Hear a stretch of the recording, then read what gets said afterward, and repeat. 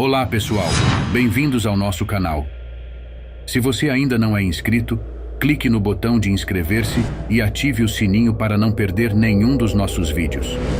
Hoje, vamos mergulhar em histórias fascinantes e temidas de 3 das mulheres mais cruéis da história. Fique conosco para descobrir quem são e como elas marcaram a história de maneiras que ainda ressoam até hoje. Não esqueça de deixar seu like se gostar do vídeo e compartilhar com seus amigos. A primeira é Jezebel. Jezabel, também conhecida como Jezebel, foi a esposa do rei Acabe, rei de Israel. Jezabel era uma princesa, filha de Etbaal, rei dos Sidônios. Ela convenceu seu marido Acabe a adorar o deus Baal e foi responsável por promover o culto de deuses pagãos em Israel. Jezabel sustentava 850 profetas dos deuses Baal e Aserá. Esses profetas faziam rituais detestáveis, provocando a ira de Deus. Jezabel também tentou destruir quem era fiel a Deus. Ela mandou matar todos os profetas de Deus e poucos sobreviveram. 1 Reis 18:4. Os profetas de Deus condenaram Jezabel por sua maldade e idolatria. Jezabel não tinha escrúpulos. Quando um homem chamado Nabote se recusou a vender sua vinha a Acabe, o rei ficou amuado na cama. Então Jezabel tomou a iniciativa e conspirou para matar Nabote. Ela mandou acusar Nabote falsamente de amaldiçoar a Deus e ao rei, e ele foi apedrejado. Depois da morte de Nabote, Acabe tomou sua vinha. É comum a associação de pessoas manipuladoras, conspiradoras ou idólatras ao termo espírito de Jezabel.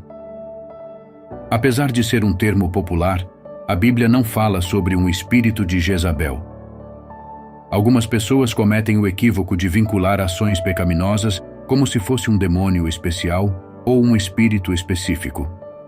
Muitas das vezes o termo Jezabel é utilizado como um adjetivo para se referir a certas ações pecaminosas.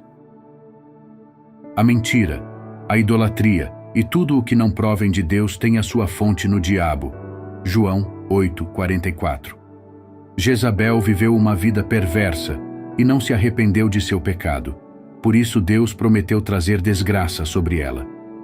Todo aquele que se deixa levar pelo pecado é tragado pela morte, assim como foi com Jezabel. João 8:34. 1 João 3:8. A morte de Jezabel. Elias profetizou contra Jezabel, por causa do mal que fez a Nabote e com todos os profetas. Ele avisou que Jezabel teria uma morte sangrenta e que os cachorros iriam comer seu cadáver. Depois da morte de Acabe, um homem chamado Jeú se rebelou e matou o rei Jorão, filho de Jezabel. Quando Jeú chegou ao palácio, Jezabel o desafiou. Por ordem de Jeú, alguns oficiais pegaram em Jezabel e a atiraram da janela abaixo, e Jeú a atropelou com seus cavalos. Jeú entrou no palácio e comeu, depois deu ordem para sepultar Jezabel. Mas quando foram sepultá-la, só encontraram seu crânio, seus pés e suas mãos. Os cães devoraram o resto. A profecia de Elias foi cumprida. Jezabel morreu por ser cruel e idólatra. Ela tinha muita iniciativa, mas usou seus talentos de forma errada. Jezabel não se preocupava com o que é certo e errado. Ela manipulou e matou para conseguir o que queria. Era egoísta e não temia a Deus. Por que os cães não comeram as mãos, os pés e a cabeça de Jezabel? O triste fim de Jezabel foi profetizado por Elias, mas o fato dos cães terem recusado a comerem o crânio, os pés e as mãos de Jezabel tem um fator simbólico importante. Segundo alguns estudiosos, essas partes rejeitadas apontam para a vida idolatra de Jezabel. As mãos são um membro usado para oferecer sacrifícios a outros deuses. Os pés são responsáveis pelo nosso deslocamento. Um idólatra usa seus pés para se desviar do caminho do Senhor. A cabeça representa a mente, nossos pensamentos. É a parte que comanda todo o corpo. A sobra da cabeça aponta para a mente idolatra de Jezabel. Esta condição deplorável aponta para a profecia de Elias, em que falava que Jezabel estaria irreconhecível. Atália, filha de Jezebel. Casou com Jorão, rei de Judá, filho de Josafá. Com este casamento, procurou-se por fim aos conflitos e conseguir uma união dinástica entre os reinos de Israel setentrional e de Judá. Ela tornou-se regente do reino de Judá durante 6 anos, sucedendo após a morte de seu filho, Acasias. Segundo algumas cronologias, Atália teria governado entre anos 842 e 837 a.C. Na realidade, Atália não foi uma rainha do reino de Judá, mas uma regente do reino. O texto bíblico deixa bem claro que ela não foi contada como uma rainha. Promovia o culto de Baal, da mesma forma que Jezabel. Esta atitude fez com que Atália fosse odiada pelo povo e pelos sacerdotes. Por alguns anos antes, os profetas Elias e Eliseu já anunciavam o fim da casa real de Acabe. Num ato de vingança contra a execução de toda a casa real de Acabe, Atália mandou assassinar todos os membros da casa real de Davi e assumiu o trono de Judá. Mas Jeoseba, filha de Jorão de Judá, falecido marido de Atália, escondeu o herdeiro do trono Joás, filho de Acasias, que tinha 1 ano de idade. Ele foi criado em segredo no templo de Jerusalém pelo sumo sacerdote Joiadá e por sua mulher. Quando Joás tinha 7 anos, Joiadá elaborou um plano para coroá-lo como rei no templo de Jerusalém com a proteção dos guardas reais.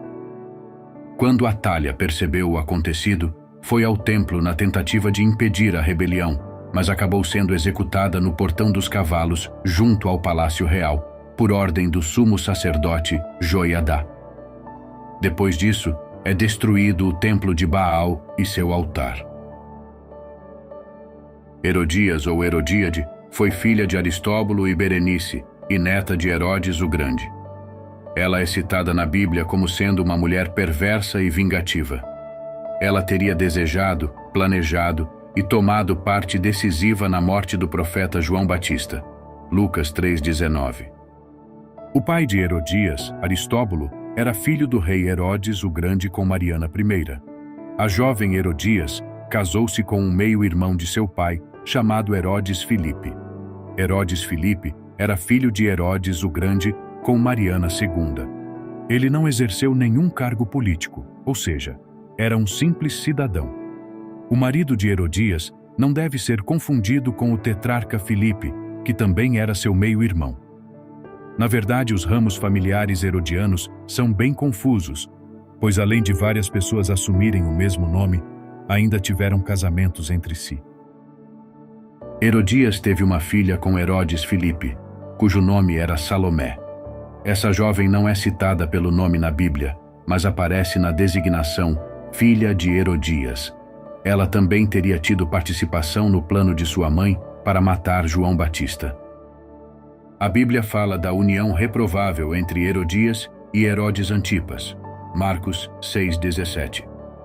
Alguns escritos históricos fornecem certos detalhes sobre o relacionamento de Herodias e Antipas. Parece que Herodes Antipas fez uma visita a seu meio-irmão, Herodes Filipe. Foi nessa visita que ele se apaixonou loucamente por Herodias, e ela por ele. Então os dois resolveram abandonar seus cônjuges para ficarem juntos. Na ocasião, Herodes Antipas era casado com Fazélia, a filha de Aretas, um rei nabateu da Arábia.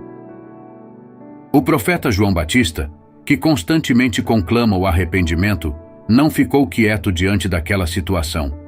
Ele denunciou o pecado de Herodes Antipas e Herodias, afirmando que a união do casal era ilícita. Herodias era uma mulher perversa e maquiavélica. Ela se esforçou para que João Batista fosse calado.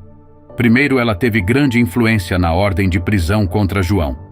O profeta foi levado para uma masmorra que fazia parte da fortaleza de Antipas, em Maqueronte.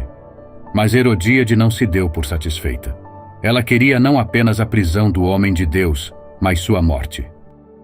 Por odiar João, Herodias pressionou muito Herodes Antipas para que João Batista fosse morto.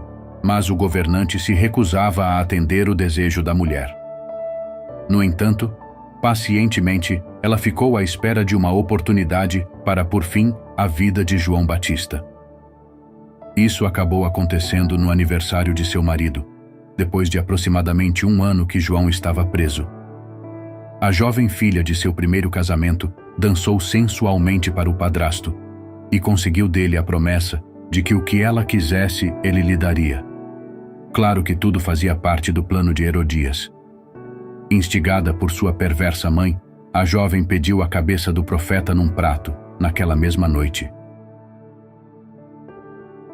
Embora não haja registros históricos precisos sobre o fim de Herodias e Salomé, algumas tradições afirmam que elas encontraram um destino trágico.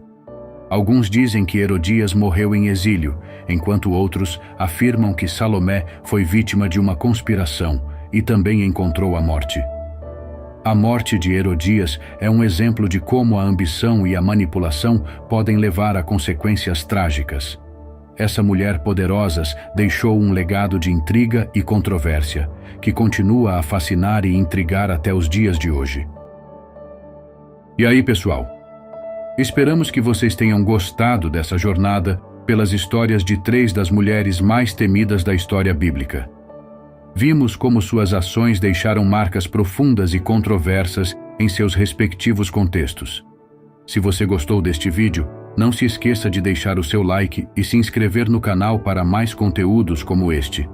Compartilhe também com seus amigos e deixe um comentário sobre qual história você achou mais impressionante. Até a próxima!